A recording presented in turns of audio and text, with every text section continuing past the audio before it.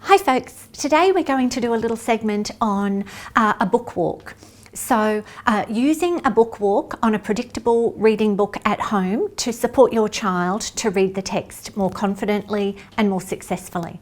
So we'll have a brief chat about what is a book walk and what is the purpose of the book walk and what do we do and say to help the children.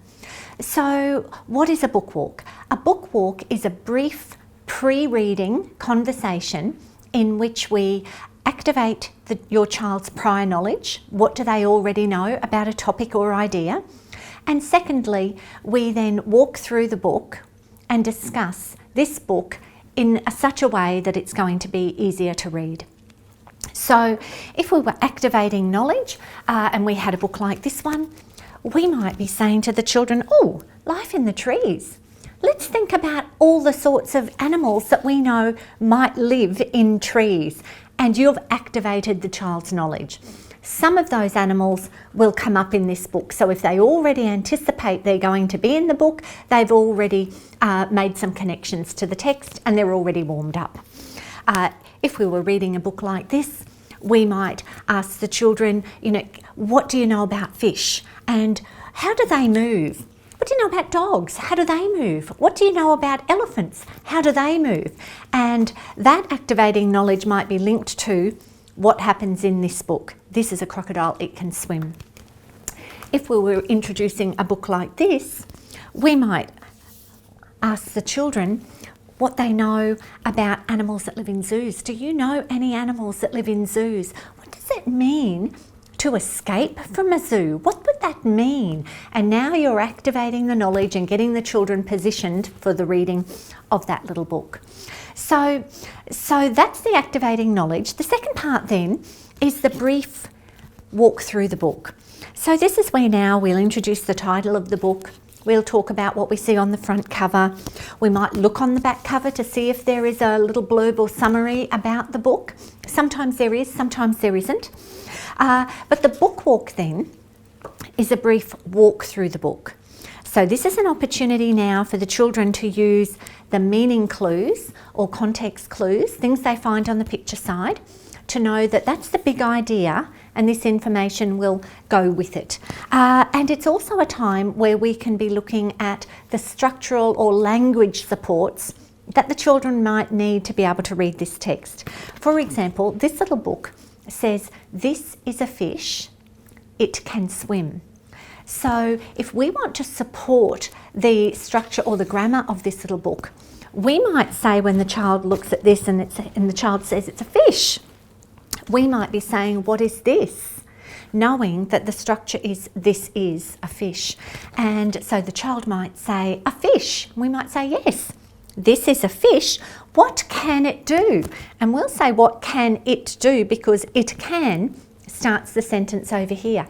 It can, and the child will say swim. What is this? And they say a bird.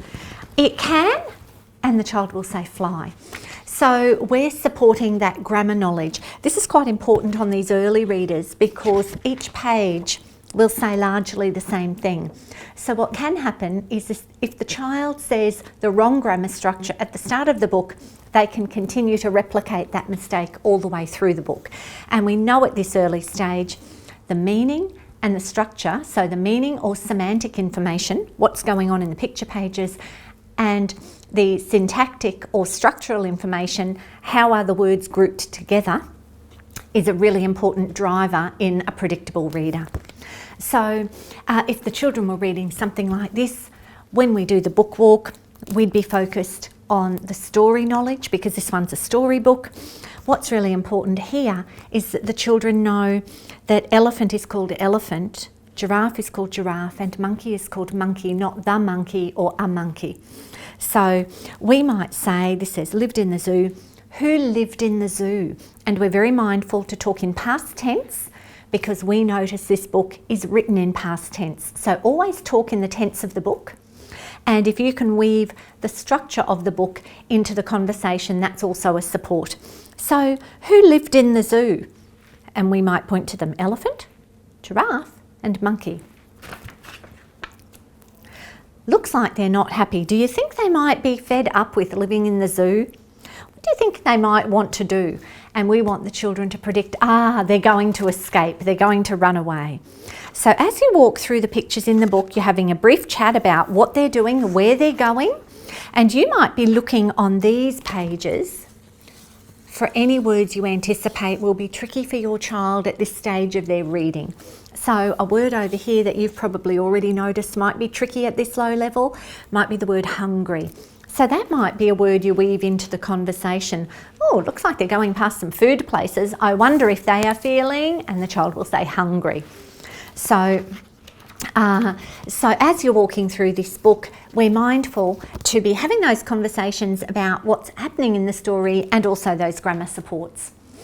So the purpose of the book walk is to make some of these tricky things at home less tricky. Teachers will always choose books to send home for home reading that are easy or familiar, and that way you should be able to support the reading and really enjoy this opportunity with your child rather than feeling like you have to be the teacher. But certainly if it's an unseen book, a book your child has never seen before that comes home, then that walk through the book and that rich conversation is really going to help to set them up for success and make the reading much more enjoyable. If it's a book that comes home that your child has read before, then it will be a familiar book. And what you'll find is that you don't need to have as big a role in supporting the meaning making and the grammar in the text. That if it's one the child has seen before, they'll be able to tell you about the book before they start reading it. You might still want the child to have an opportunity to flick through the book, and that's going to be a great time for the child to just freshen up or remember what's going on.